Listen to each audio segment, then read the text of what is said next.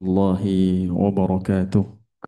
Waalaikumsalam warahmatullahi wabarakatuh. الحمد لله رب العالمين، والصلاة والسلام على أشرف الأنبياء والمرسلين سيدنا مولانا محمد. أما بعد.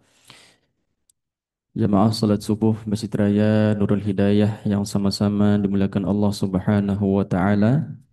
Kembali melanjutkan kajian kita, kajian tafsir tematik Al-Qur'an. Ya, insyaallah kita melanjutkan pada surah As-Saffat, Quran surah ke-37 ayat 51, yakni kana li qarin. Untuk itu kami harap kepada seluruh jamaah yang berada di masjid maupun via Zoom untuk tetap eh, berada di Zoom atau berada di masjid sampai waktu syuruk insyaallah. Dan untuk pemateri kali ini kami persilahkan kepada guru kita Kiai Haji Ilhamuddin Qasim MA. Kepadanya kami persilahkan. Terima kasih. Bismillahirrahmanirrahim. Assalamualaikum warahmatullahi wabarakatuh. Alhamdulillahirabbil alamin. Wassalatu wassalamu ala asyrafil anbiya'i wal mursalin. Sayyidina wa maulana Muhammadin wa ala alihi wa sahbihi ajma'in. Allahumma rabbana atina min ladunka rahmah wa hayyi' lana min amrina rasyada. Amin ya rabbal alamin. Alhamdulillah, dengan izin dan karunia Allah juga kita dapat bertemu kembali, dan dalam kesempatan ini kita akan melanjutkan kajian kita memasuki pembahasan surah ke-37. Surah As-Saffat yang judulnya diambil dari ayat 51, tepatnya pada kata-kata ini kanali korin atau kanali korin. Mudah-mudahan dengan mengkaji judul ini dan menghayati pesan-pesannya, kita akan terhindar dari korin yang jahat. Amin ya robbal alamin. Baiklah, mari kita mulai melihat apa arti dan makna di balik judul kanali korin. Arti judul ini adalah aku dulunya mempunyai korin. Aku dulunya mempunyai teman. Jadi kanali korin artinya aku punya korin. Arti korin artinya teman.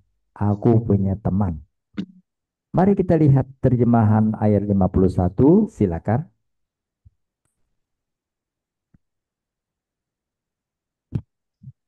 Berkatalah salah seorang di antara mereka, sesungguhnya aku dahulu di dunia pernah mempunyai seorang teman. Ya, katalah salah seorang dari mereka, aku dulu di dunia pernah mempunyai seorang teman. Berarti ini cerita ini bukan cerita dunia. Kata-kata sesungguhnya aku dulunya memulai mempunyai teman, ini cerita bukan di dunia. Ini cerita ketika orang telah meninggal dunia. Tepatnya, ini adalah dialog orang-orang di surga. Di surga nanti, orang-orang yang berteman akan berkumpul kembali. Jadi seperti kita di dunia ini suka berkumpul sama teman-teman, maka di surga nanti ada semacam reuni. Teman-teman akan saling bertemu, berbincang-bincang, lalu ada yang nyeletuk. Aku dulu punya teman, sekarang di mana ya? Mari kita lihat ayat sebelumnya 50.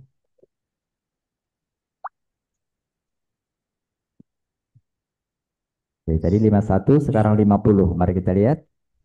Lalu mereka berhadapan-hadapan satu sama lain sambil bercakap-cakap. Ini berhadapan-hadapan di surga. Lanjut. Berkatalah salah seorang di antara mereka, sesungguhnya aku dahulu di dunia pernah mempunyai seorang teman Masih lanjut. yang berkata, apakah sesungguhnya kamu termasuk orang-orang yang membenarkan hari Terus. bangkit? Apabila kita telah mati dan telah menjadi tanah dan tulang belulang, apakah kita benar-benar dibangkitkan untuk diberi pembalasan? Terus. Dan dia berkata, maukah kamu meninjau temanmu itu? Lanjut. Maka dia meninjau, lalu dia melihat temannya itu di tengah-tengah neraka yang menyala-nyala. Terus. Dan dia berkata, demi Allah, engkau hampir saja mencelakakanku. Iya. Dan sekiranya bukan karena nikmat Tuhanku, pastilah aku termasuk orang-orang yang diseret ke neraka. Jadi sekali lagi arti dari judul ini adalah sesungguhnya aku dulu di dunia mempunyai teman. Nah, itu pembicaraan ini berada saat manusia di akhirat nanti. Syukurlah aku tidak terpengaruh dengan ucapan korinku temanku itu. Seandainya terpengaruh, tentulah aku bersamanya di neraka nanti. Nauzubillah min dzalik. Dari sini tahulah kita bahwa korin itu bisa berwujud manusia, tapi biasanya yang namanya korin dialamatkan kepada jin. Jadi kalau orang cerita korin, korin itu cerita jin. Kenapa? Karena itu yang populer. Ditanyakan oleh orang, ya Rasulullah, ketika Rasulullah mengatakan setiap manusia itu akan ditempel oleh jin jahat. Itu perintah dari iblis. Jadi setiap bayi manusia lahir, dari mulai bayi sudah ada diutus oleh iblis jin untuk menguntitnya, mengiringinya. Mengiring itu dalam bahasa Arab korona. Oleh karena itu pengiringnya namanya korin. Korin, korinun, korinan. Jadi setiap manusia itu ada jin jahat yang mengawalnya. Ditanya sahabat, ya Rasulullah, apakah kau juga punya korin itu? Kata Rasulullah, aku juga punya. Tapi korin itu tidak jahat lagi. Karena namanya jin, dia bisa deserse. Seharusnya dia ala anak buah iblis. Tapi karena dia berteman, menempel orang baik, malah dia terpengaruh. Dia jadi baik. Di Korin itu semula adalah anak buah iblis yang tugasnya seret orang ini menjadi orang jahat, masukkan dia ke dalam kelompok kita untuk bersama ke neraka. Itu adalah anak buah iblis. Tapi Korin itu yang namanya jin bisa juga berubah menjadi baik. Nah, itu arti Korin yang menyertai. Yang populer itu dari jin. Tapi dari ayat ini tahulah kita, rupanya Korin itu bukan saja dari bangsa jin. Korin juga berasal dari bangsa manusia. Oleh karena itu sekali lagi, Korin artinya yang selalu menyertai manusia. Tapi bertujuan jahat menyeret manusia itu ke dalam neraka. Nah, tentang bahwa iblis memerintahkan agar setiap bayi manusia sudah ditempel, itu dapat dilihat dari surat 3. Pada surat 3, mulai ayat 35 dikatakan begini.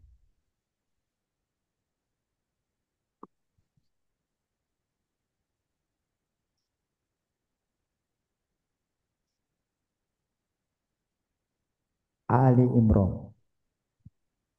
Ingatlah ketika istri Imran berkata, ya Tuhanku, sesungguhnya aku bernazar kepadamu, apa janin yang dalam kandunganku kelak menjadi hamba yang mengabdi kepadamu, maka terimalah nazarku itu dariku. Sesungguh engkaulah yang maha mengetahui dan maha mendengar dan maha mengetahui. Ini artinya, ini doa dari istri Imran ya. Tapi intinya adalah dia berdoa ketika dia mengandung.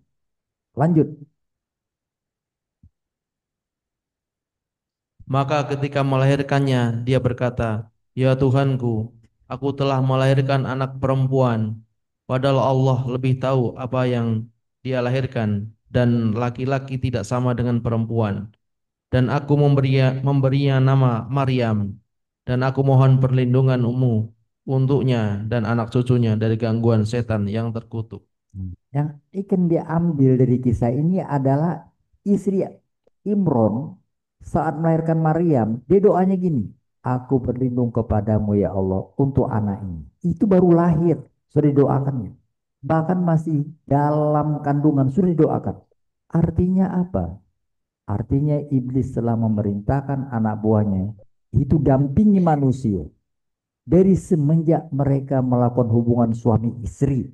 Itulah makanya ada doa ketika orang melakukan hubungan suami istri, doanya diajarkan.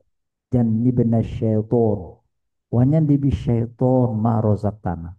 Ya Allah jauhkan kami dari setan. Kenapa? Rasulullah mengingatkan di hadis yang lain, rupanya saat orang-orang akan melakukan hubungan suami istri, itu jin jahat juga masuk. Karena itu doa. Dan ini benar syaitan kalau dalam rangka menyadarkan manusia, rupanya iblis telah memerintahkan jin-jin jahat anak buahnya untuk menempel manusia agar setiap orang ditempel dan dibawa masuk ke neraka. Nauzubillah min dzalik. Tentang sumpah iblis ini, perintahnya untuk mengawal setiap manusia, anak cucu Adam agar disesatkan, itu terdapat di surat 17. Pada surat 17 ayat 62, saat iblis keluar dari surga, dia bersumpah. Mari kita dengarkan sumpahnya. Ia iblis berkata, "Terangkanlah kepadaku, inikah yang lebih engkau muliakan daripada aku? Sekiranya engkau memberi waktu kepadaku sampai hari kiamat, pasti akan aku sesatkan keturunannya, kecuali yang kecil." Nah, aku akan sesatkan keturunannya. Itu kata-kata umum. Setiap orang. Lanjut. Dia Allah berfirman, "Pergilah, tetapi barang siapa di antara mereka yang mengikuti kamu, maka sungguh neraka jahanamlah balasanmu semua, sebagai pembalasan yang cukup." Silakan. Silakan kau ganggu. Kau kirim pasukanmu. Mau berkuda, mau berjalan kaki, tempel. Siapa yang bisa kau bawa, seret ke neraka. Lanjut. Dan perdayakanlah siapa saja di antara mereka yang engkau sanggup dengan suaramu yang memukau. Kerahkanlah pasukanmu terhadap mereka, dan berkuda dan yang berjalan kaki, dan bersekutulah dengan mereka pada harta dan anak-anak. Lalu beri janjilah kepada mereka, padahal setan itu hanya menjanjikan tipuan belaka kepada mereka. Dia tidak peduli. Dia senjatanya janji palsu. Dan dia masuk ke dalam dua ranah yang sangat lekat dengan manusia. Masalah keluarga, masalah harta. Itu aja. Berserikatlah dengan mereka. Maksudnya campuri urusan mereka. Ketika manusia berkeluarga. Atau ketika manusia telah berkeluarga. Dalam masalah harta. Baik mencari harta. Dan pokoknya dalam masalah yang berhubungan dengan harta. Itu iblis masuk. Terutama saat harta peninggalan atau warisan, dia akan campur tangan di sana. Masalah warisan, masalah wasiat, masalah pembagian, dan lain sebagainya. Iblis akan masuk. Di situ kelihatan betapa dahsyatnya korin berupa jin jahat dalam menggoda manusia. Itulah arti dari ini kanali korin. Dialog orang di surga, perbincangan antar teman. Aku dulu punya teman. Sekarang mana temanku? Oh, temanku itu rupanya yang menghasutku untuk melakukan kejahatan. Sudah terdampar ke neraka. Syukurlah aku tidak berteman dengan dia. Itu arti judul ini. Makna dibaliknya menyadarkan manusia agar berhati-hati dalam bergaul. Rasulullah mengingatkan hati-hati bergaul. Bergaul dengan orang baik seperti orang berteman dengan penjual minyak wangi. Enggak pun kita membeli minyak wangi, tapi tukang jual minyak wangi biasanya nyemprot-nyemprot, kita akan wangi. Orang berteman dengan orang jahat, orang nggak benar, seperti orang dengan pandai besi. Nggak pun kena tadi itu percikan apinya, tapi baunya akan hinggap ke kain. Oleh karena itu Rasulullah mengingatkan, hati-hati dalam memilih teman bergaul. Dan itu kita rasakan. Anak-anak, kita sendiri juga pernah merasakan betapa kata-kata teman itu lebih kita perhatikan, kita pedulikan dari kata-kata orang tua kita. Orang tua ngomong begini, tapi teman mengatakan begini, kita bisa bela teman daripada orang tua kita. Orang tua kita bisa kita abaikan, tapi kalau teman sulit. Jadi dalam beberapa kasus, banyak anak-anak yang lebih mendengarkan kata-kata teman dari kata-kata orang tua. Dan itu yang sangat menyakitkan adalah beberapa kasus ternyata banyak anak-anak pindah akidah gara-gara teman, bukan gara-gara orang tua. Oleh karena itu, Rasulullah mengingatkan hati-hati memilih teman.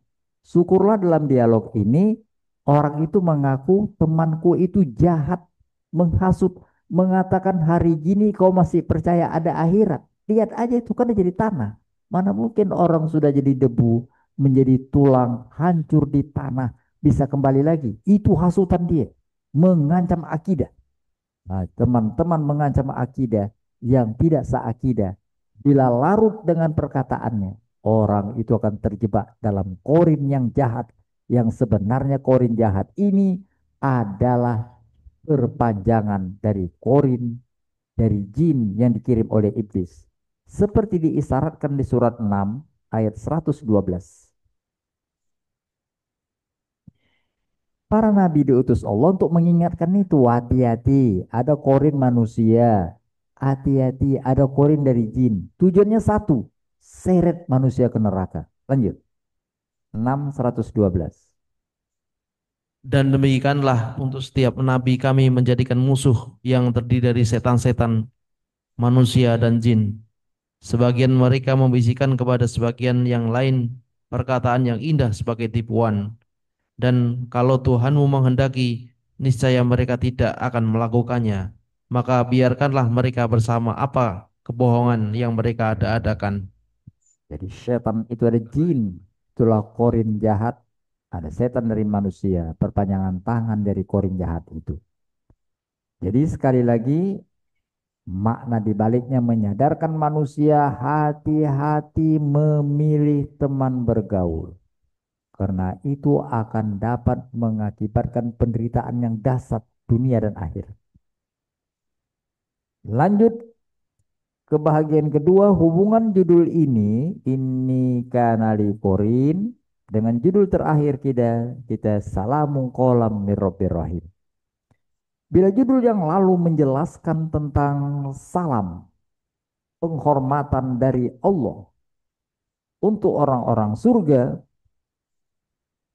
maka judul sekarang mengingatkan hati-hati dengan korin yang mengajak ke neraka. Jadi judul yang lalu menjelaskan orang-orang mendapatkan salam. Orang-orang apa? Orang-orang di surga. Judul sekarang mengatakan hati-hati. Orang bisa kehilangan salam, tidak dapat masuk surga gara-gara korin. Itulah hubungan judul yang lalu dengan judul sekarang. Nah, dalam judul ini juga ada tersirat di sana bahwa korin yang baik, kalau kita punya teman yang baik, kita bisa diseretnya ke surga. Jadi kalau korin yang jahat, teman yang jahat itu akan menghasut masuk ke neraka, maka bersyukurlah kalau kita punya teman yang baik. Teman yang baik itu dalam hadis, dalam Quran juga disebutkan, teman yang baik bisa mengajak temannya ke surga. Seperti dikatakan di surah 26 ayat 99. Jadi korin yang baik.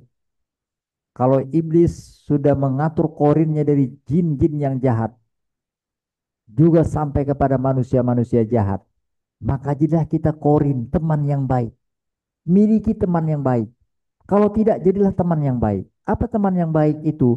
teman yang akan mengajak teman-temannya ke surga. Mari kita lihat surat 26 ayat 99 dan seterusnya. Dan tidak ada yang menyesatkan kita kecuali orang-orang yang berdosa. Hati-hati, kita akan dapat disesatkan oleh orang-orang berdosa. Korin itu. Lanjut. Mereka maka sehingga sekarang kita tidak mempunyai pemberi syafaat atau penolong. Kita nggak punya penolong lagi gara-gara disesatkan sama korin-korin jahat. Lanjut. Dan tidak pula mempunyai teman yang akrab. Seandainya kita punya korin yang baik, sehingga dia menjadi sodiq kita, teman yang benar. Lanjut. Maka seandainya kita dapat kembali ke dunia, niscaya kita akan menjadi orang-orang yang beriman. Kalau tadi kita punya kesempatan pulang ke dunia lagi, tapi itu nggak mungkin karena ceritanya cerita di akhirat, kita akan menjadi orang beriman, yaitu orang yang mencari korin yang baik, sekaligus kita menjadi korin yang baik, yang saling mendoakan untuk masuk ke dalam surga. Itulah hubungan judul yang lalu dengan judul sekarang. Sampailah kita pada bagian terakhir. Sikap terhadap korin. Jadi korin itu tidak saja jin jahat. Korin itu juga ala manusia-manusia jahat. Bagaimana sikap kita? Pertama, berhati-hatilah terhadap orang-orang yang tidak seakidah. Kita tidak dilarang bergaul, tidak dilarang. Kita bahkan disuruh berbuat baik kepada yang tidak seakidah, disuruh. Tapi hati-hati, jangan sampai terpengaruh. Hati-hati. Bergaul boleh, tapi jangan sampai terpengaruh. Harus ada batasannya. Itulah dia pesan pertama, dan itu tanda pengikut Rasulullah Sallallahu Alaihi Wasallam sejati. Rasulullah yang hari ini adalah maulidnya, itu pengikut Nabi Muhammad Sallallahu Alaihi Wasallam sejati adalah mereka itu keras. Keras itu bukan ketemu orang kafir ditamparnya, enggak. Mereka itu keras dalam artian memegang prinsip. Dia orang non muslim, ya teman kita, saudara kita, nggak ada masalah. Tapi prinsip akidah jangan sampai goyah. Mari kita lihat surah Muhammad SAW itu surat 48 ya. Setelah Muhammad, maka kita lihat surat 48. Pada surat 48 ayat terakhir, ayat 29 dikatakan begini.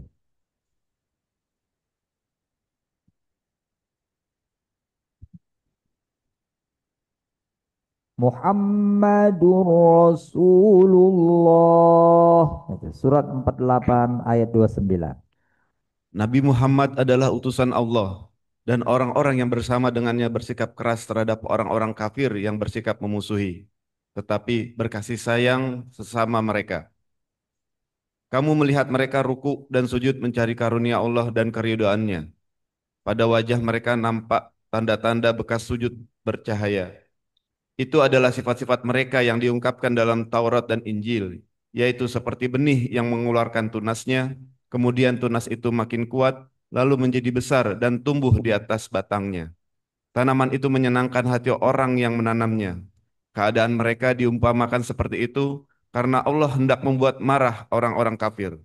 Allah menjanjikan kepada orang-orang yang beriman dan mengerjakan kebajikan di antara mereka ampunan dan pahala yang besar. Itu nggak suka. Orang nggak suka kalau sesama beriman itu saling teman, nggak suka.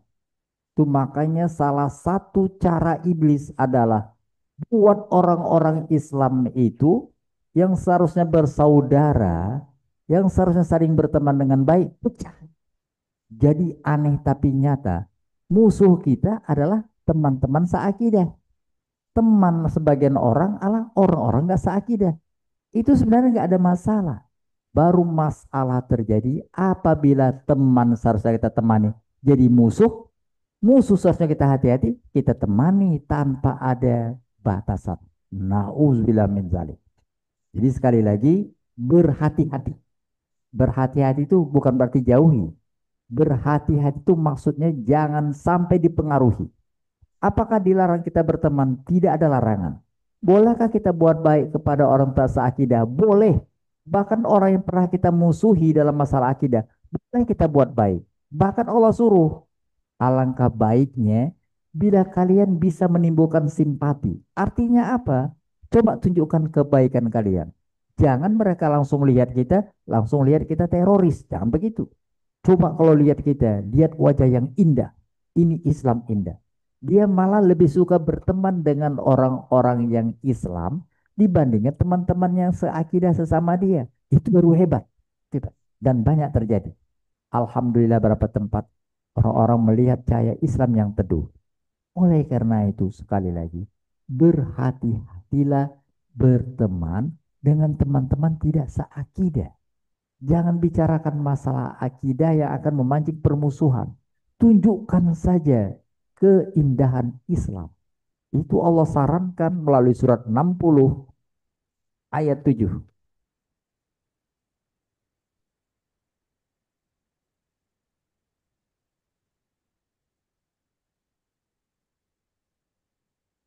Pada surat 60 ayat 7 dikatakan begini. Mudah-mudahan Allah menimbulkan kasih sayang di antara kamu dengan orang-orang yang pernah kamu musuhi di antara mereka. Allah Maha Kuasa dan Allah Maha Pengampun dan Penyayang. Mudah-mudahan Allah menimbulkan kasih sayang itu artinya Allah itu ingin agar kita melakukan sesuatu yang menimbulkan simpati orang kepada kita. Lanjut. Allah tidak melarang kamu berbuat baik dan berlaku adil terhadap orang-orang yang tidak memerangimu dalam urusan agama dan tidak mengusir kamu dari kampung halamanmu. Sesungguhnya Allah mencintai orang-orang yang berlaku adil. Allah nggak larang kalian berlaku baik. Tapi dia nggak seakidah nggak ada masalah. Apalagi kalau yang tidak seakidah itu orang yang dekat dengan kita seperti orang tua kita. Seperti saudara-saudara sekandung kita. Untuk orang tua kita umpamanya. Kita disuruh menghormati. Jadi menjangan teman-teman nggak seakidah. Langsung orang tua kita kucilkan. Itu dilarang Allah. Bagaimanapun melalui dialah kita hadir ke dunia ini. Mari kita lihat surat 31 ayat 14.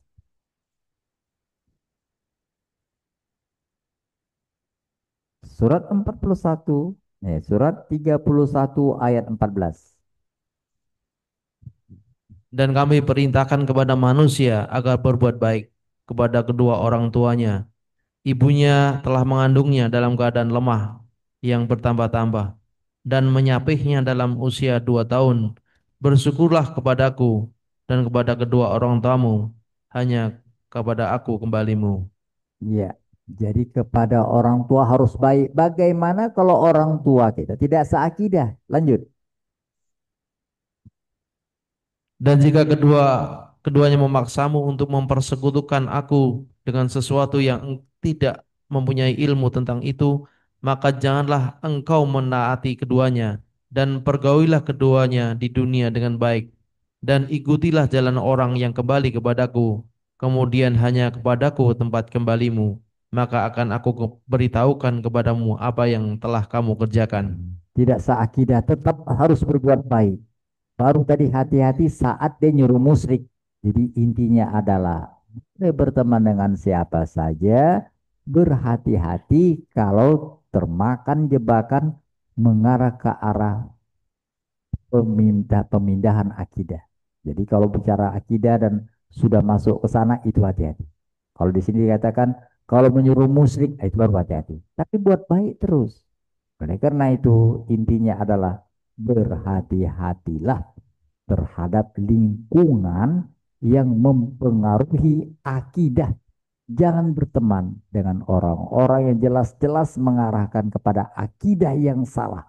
Kalau sekarang itu sudah berbentuk umum, dia nggak mesti berteman lagi. Dia bisa melalui jaringan-jaringan sosial. Hati-hati dengan medsos. Hati-hati memilih tadi teman-teman yang karena usaha untuk mencuci, menghilangkan akidah yang murni itu bisa masuk dari segala pintu. Oleh karena itu korin sekali lagi, dia bisa berbentuk informasi bukan teman lagi. Informasi yang ada di TikTok umpamanya, yang ada tadi di Instagram, hati-hati. Ya, korin itu bukan lagi dalam bentuk wujud manusia. Dia bisa berbentuk informasi yang seperti tadi melalui medsos. Hati-hati itu kata kuncinya. Yang kedua, sinari batin. Ini terutama sinari batin ini itu terhadap korin yang tadi. Korin. Jadi Allah Subhanahu wa taala ketika melihat betapa getolnya iblis menyuruh anak buahnya menggoda manusia, Allah kirim malaikat untuk menjaga manusia. Jadi kalau dari iblis serdadunya namanya korin, dari Allah ada serdadu yang dikirim untuk mengawal kita. Muakibat namanya. Pasukan untuk menjaga manusia. Muakibat, tapi muakibat ini itu semata-mata ngikuti apa kata kita. Dia cuma ngikutin saja, menasehati. Mari kita lihat surat 37. Surat yang sedang kita kaji, mulai ayat pertama.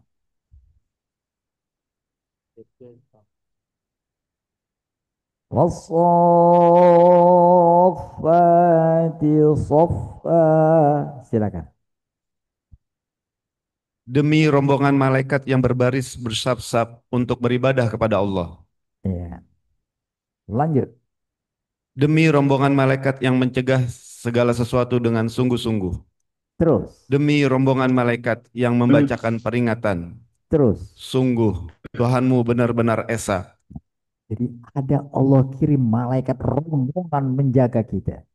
Seperti juga ditegaskan di surat 13 ayat 11. 13 ayat 11 silakan.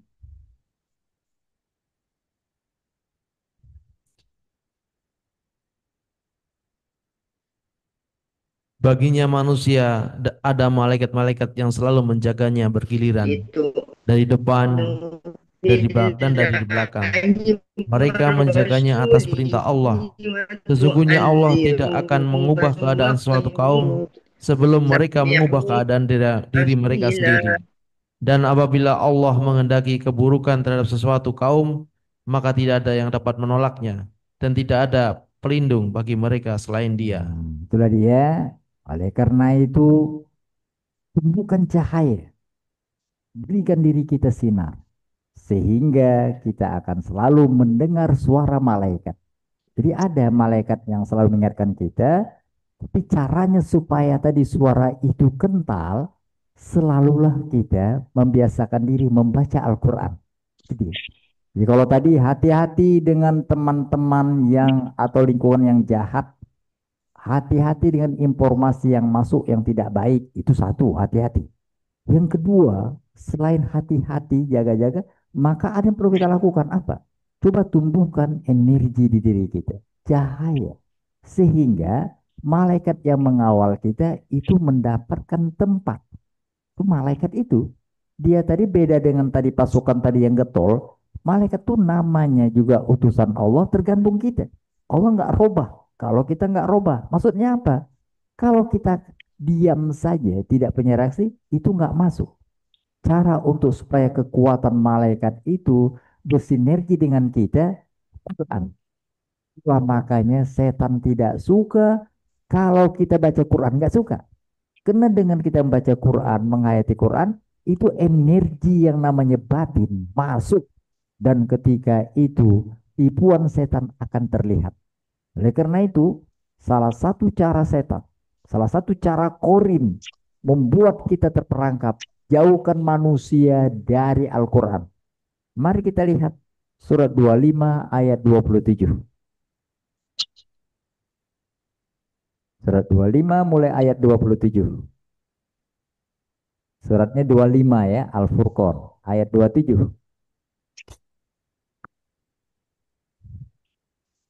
Ingatlah hari ketika orang zalim menggigit kedua tangannya seraya berkata, "Oh, seandainya dahulu aku mengambil jalan bersama Rasul. Oh, celaka aku. Sekiranya dahulu aku tidak menjadikan si Fulan sebagai teman setia. Sungguh, dia benar-benar telah menyesatkanku dari peringatan Al-Quran ketika telah datang kepadaku. Setan itu adalah makhluk yang sangat enggan menolong manusia." Nggak mau nolong, maunya menjorokin. Oleh karena itu hati-hati. Lanjut. Pada surah yang lain, surah 43 ayat 36 dikatakan begini. 4336. Dan barang siapa berpaling dari pengajaran Allah yang Maha Pengasih, Al-Quran, kami biarkan setan menyesatkan dan menjadi teman karibnya. Ya. Jadi wa may ya'shu 'an dzikrir rahmani nuqayyid lahu syaitana fahuwa lahu qarin. Siapa yang berpaling dari pengajaran Allah, setan menjadi korinnya. Jadi jelas sekali orang-orang yang jauh dari Quran itu akan didekati oleh korin. Temannya itu jin jahat itu. Bagaimana supaya lepas? Kembali pada Quran. Itu makanya setan tidak suka manusia dengan Quran. Kenapa? Dengan demikian kelihatan tadi itu tipuannya. Seperti dikatakan di surat 7. Pada surat 7 tentang tipuan itu terlihat. Mari kita lihat surat 7 ayat 201.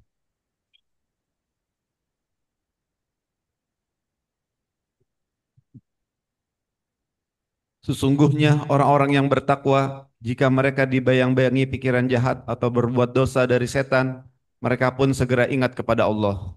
Maka seketika itu juga mereka melihat kesalahan-kesalahannya. Ya, mereka ingat pada Allah itu artinya mereka membaca Quran. Terusnya.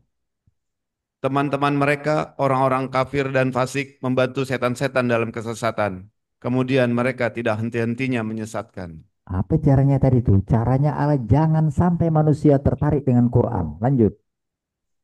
Jika engkau Nabi Muhammad tidak membacakan satu ayat kepada mereka, mereka berkata, "Mengapa tidak engkau buat sendiri ayat itu?" Katakanlah, "Sesungguhnya aku hanya mengikuti apa yang diwahyukan Tuhanku kepadaku. Al-Quran ini adalah bukti-bukti yang nyata dari Tuhanmu, petunjuk dan rahmat bagi kaum yang beriman." Sebabnya orang-orang baca Quran, jangankan membaca, mendengar orang baca Quran saja akan mendapat pertolongan Allah. Satu ayat lagi. Jika dibacakan Al-Quran, dengarkanlah dengan seksama dan diamlah agar kamu dirahmati. Ya, itu yang kedua.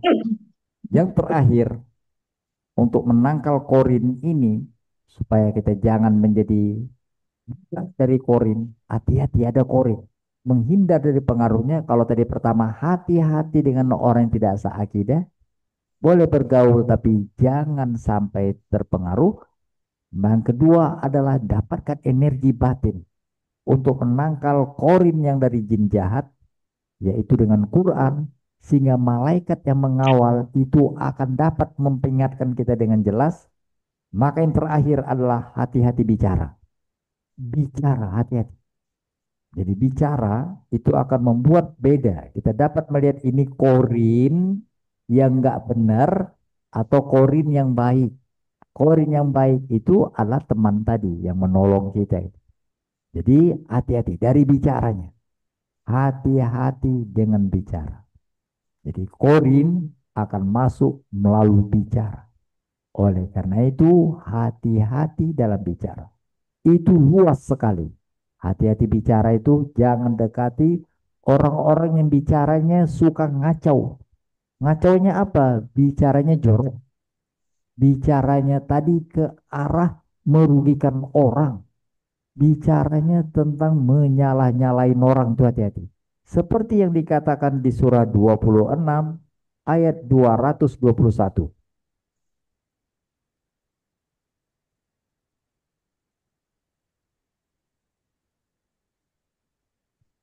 Maukah aku berikan kepadamu kepada siapa setan-setan itu turun?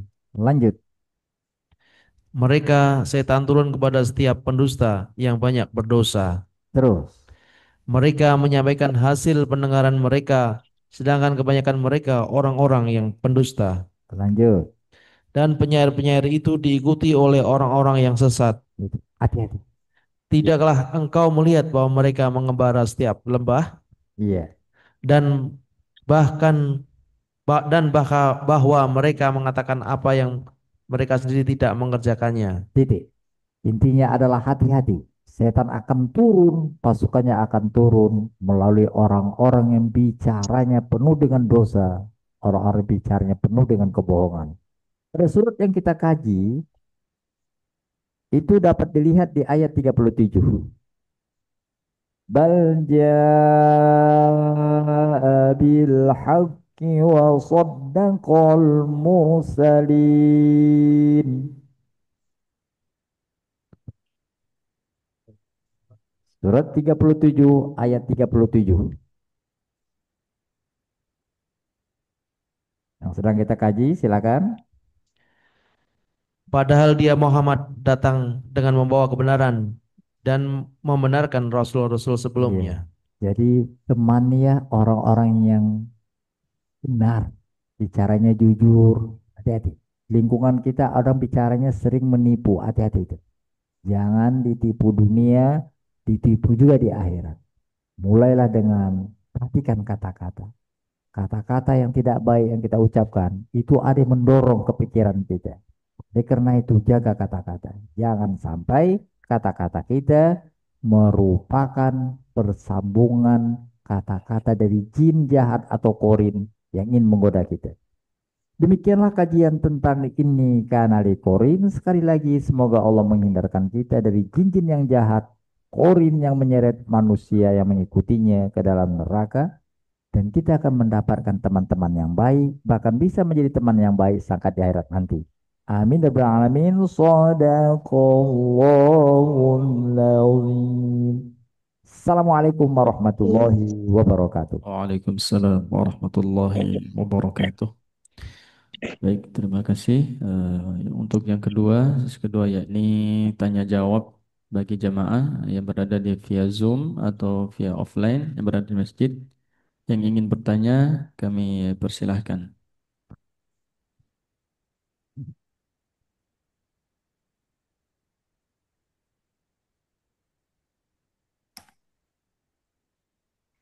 Assalamualaikum Pak Ustadz.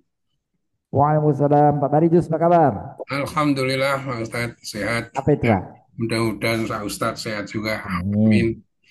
Ya, tadi pernyataan Korin itu juga termasuk informasi-informasi ya. Jadi apakah informasi-informasi yang dimaksud itu informasi-informasi yang artinya yang mempengaruhi kita terhadap ya informasi yang kita baca. Oleh karena itu, tentunya kita juga harus melihat kebenaran daripada informasi. Dikaitkan dengan apa namanya, dengan perintah untuk tidak menyebarluaskan informasi agar supaya tidak menimbulkan dosa. Apakah itu termasuk kita harus menjaga diri? Itu yang pertama. Yang kedua, eh, arti akidah. Akidah itu kan dari kata-kata perjanjian ya, akad ya. Ya, jadi perjanjian itu yang dari awal kelahiran kita waktu awal itu juga sudah ada perjanjian dengan Allah langsung. Dan dalam perkawinan kita juga ada ada perjanjian, perjanjian yang itu juga sebenarnya perjanjian kepada Allah untuk mengambil alih eh, apa kewenangan orang tua terhadap anaknya yang telah dinikahi oleh seorang pria. Nah, tapi persoalannya kemudahan maraknya orang-orang yang sekarang ini bercerai. Padahal apakah itu juga banyak dipengaruhi oleh korin yang mungkin ada di dalam dirinya atau di dalam rumah tangga? Terima kasih Pak Ustadz. Iya. Pencerahan. Baik, terima kasih.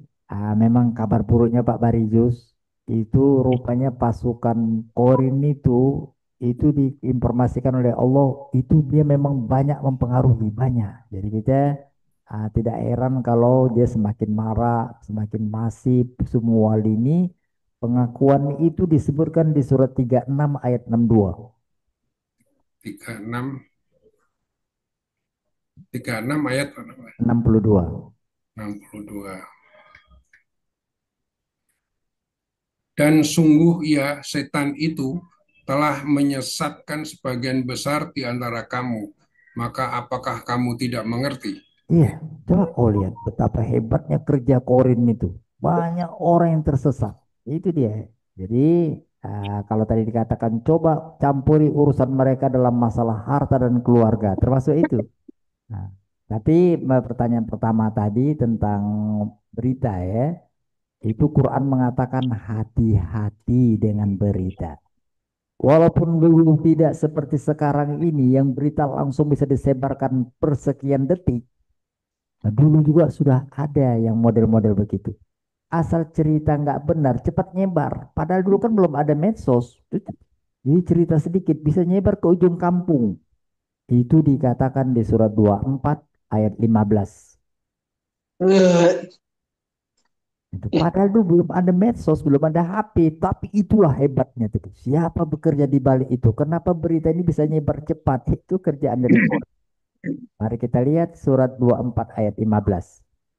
Ingatlah ketika kamu menerima berita bohong itu dari mulut ke mulut, dan kamu katakan dengan mulutmu apa yang tidak kamu ketahui sedikit, dan kamu menganggapnya remeh, padahal dalam pandangan Allah itu soal besar.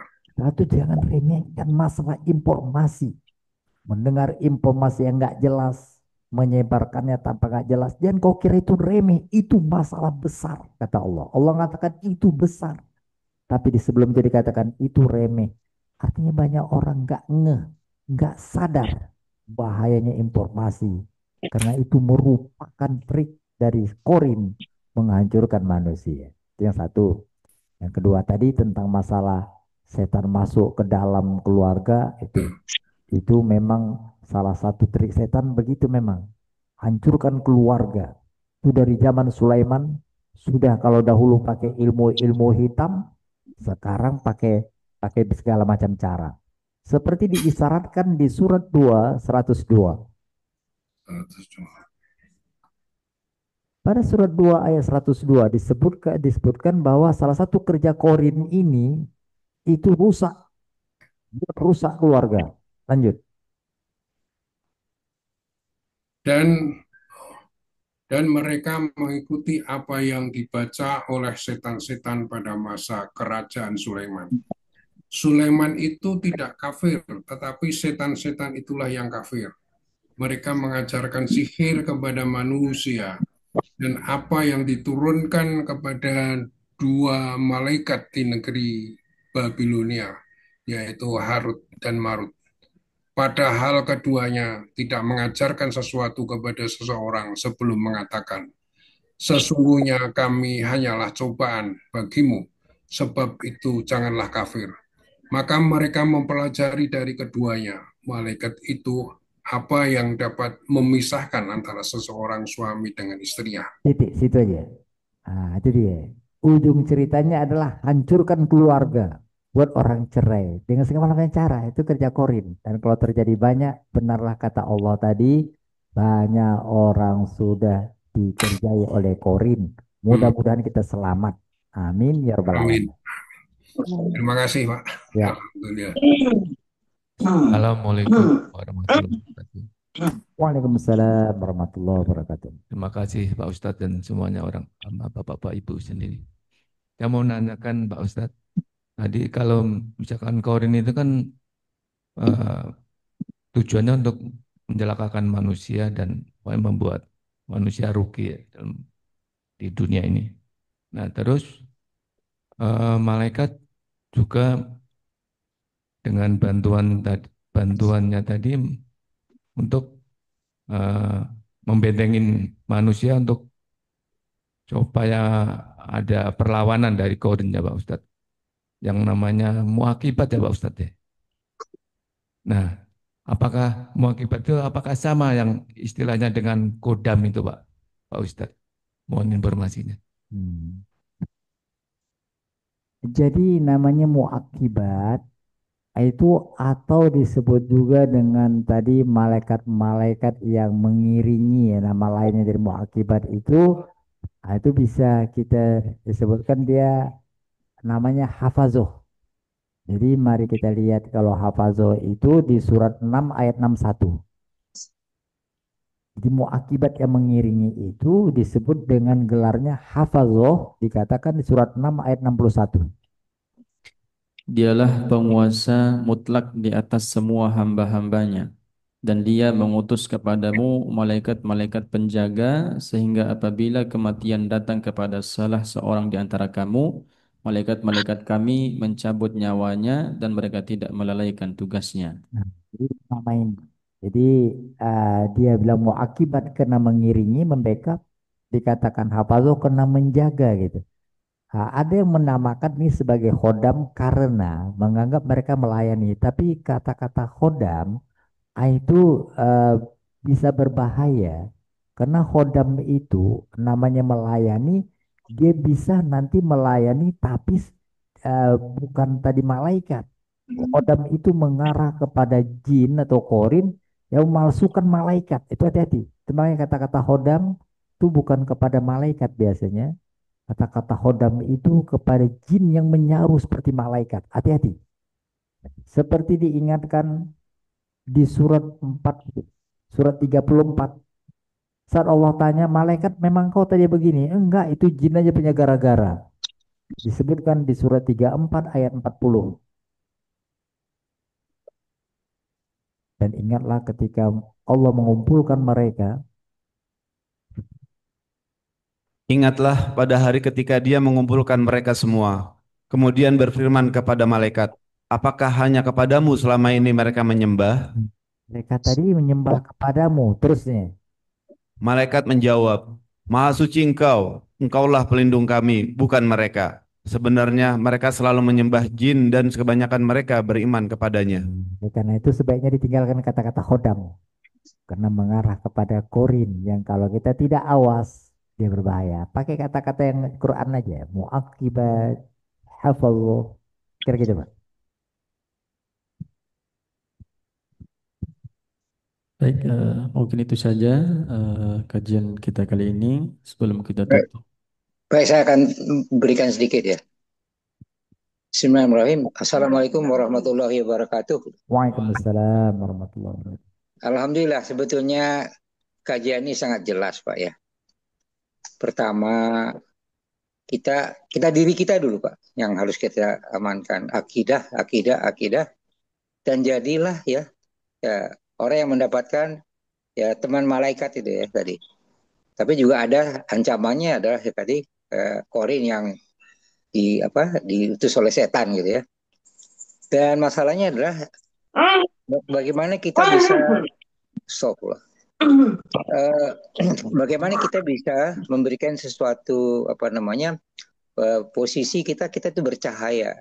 Kita tuh selalu mendapat ya naungan dari Allah ya melalui tadi ya malaikat-malaikat yang selalu memberikan kita katakanlah pertolongan. Dan kemudian cahaya itu tentunya kita peroleh dari Al-Qur'an. Dan saya pikir ini menjadi juga mungkin sejak saya muda juga begitu. Saya suka memilih teman, Pak. Teman yang paling utama ya teman di masjid, Pak ya. Jadi teman-teman yang ya seakidah itu ya. Bahwa kita punya teman yang tidak seakidah itu adalah memang alamnya seperti itu. Soal besar kecilnya itu tidak menjadi soal. Tapi bagaimana kita membentengi diri kita, kemudian keluarga kita seterusnya. Saya pikir ini satu penjelasan yang baik, Pak. Sehingga lebih jelas mekanismenya ya. Jadi sekali lagi baca Al-Quran itu membuat kita bercahaya. Dan insya Allah kita akan tidak mendapatkan pengaruh dari setan-setan tadi. Saya pikir itu poinnya Pak. Jadi mari kita ya tetap membaca Al-Quran. Terima kasih. Wassalamualaikum warahmatullahi wabarakatuh. Waalaikumsalam warahmatullahi wabarakatuh. Baik, yang terakhir kami ucapkan terima kasih banyak kepada seluruh jamaah yang hadir di hari ini. Kemudian kami juga ucapkan terima kasih kepada seluruh yang hadir pada via Zoom. Mudah-mudahan kita semua mendapatkan keberkahan daripada hari ini Amin. dan kita semua dipanjangkan umurnya, diberkahkan umurnya insyaallah. Kita doakan juga guru kita Kiai Haji Ilhamuddin Qasim, mudah-mudahan Allah jaga beliau, Amin. Allah mudahkan urusannya, Allah panjangkan umurnya insyaallah. Mari sama-sama kita tutup dengan doa kafaratul majlis. Subhanakallahumma wa Subhanakallahumma bihamdika bihamdika asyhadu asyhadu an an la la ilaha ilaha illa illa anta anta astaghfiruka wa astaghfiruka atubu wa atubu ilaik. ilaik. Wassalamualaikum warahmatullahi wabarakatuh. Waalaikumsalam warahmatullahi wabarakatuh.